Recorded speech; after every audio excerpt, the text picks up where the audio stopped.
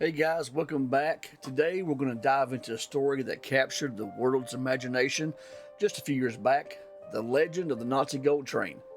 Did it ever exist? What happened? Let's find out. During the Second World War, as Nazi Germany expanded its reach across Europe, a systematic campaign of looting began. An organization called the Einsatzstab Reichsleiter Rosenberg, or ERR, was tasked with seizing valuable treasures. Initially, their focus was on items belonging to Jewish and Masonic communities. But as the war progressed, the ERR's scope widened. They began confiscating collections from museums, art galleries, churches, and private individuals across occupied territories. The sheer scale of this operation is staggering.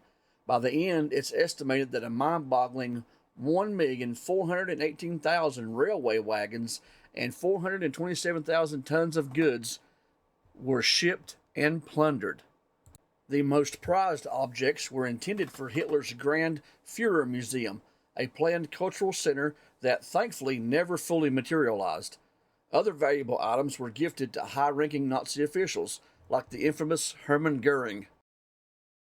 As the tide of the war turned against Germany and the Allied forces advanced, there was a desperate effort to hide these stolen treasures. Many were moved to underground locations, secret bunkers, and perhaps even trains. Fast forward to 2015. The world was gripped by a sensational announcement from Poland. Authorities claimed they had potentially discovered a Nazi gold train supposedly buried somewhere between the towns of Wałbrzych and Wrocław. Adding fuel to the fire, Peter Zukowski, who was then the Polish deputy cultural minister, mentioned that the train's existence had been indicated by ground-penetrating radar.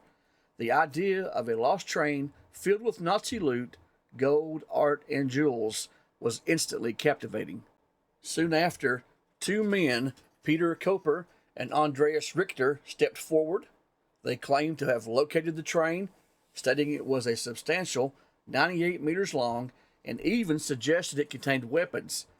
They also referenced local legends of a treasure-laden train hidden in tunnels near the imposing Siaz Castle.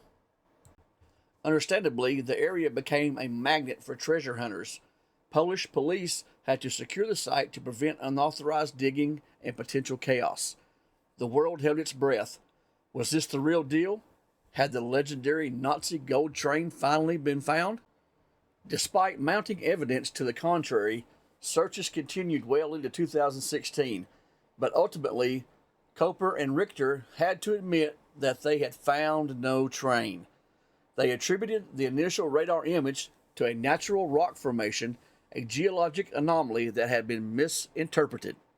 So, the grand discovery turned out to be a false alarm. The Nazi gold train, at least in this instance, remained a legend.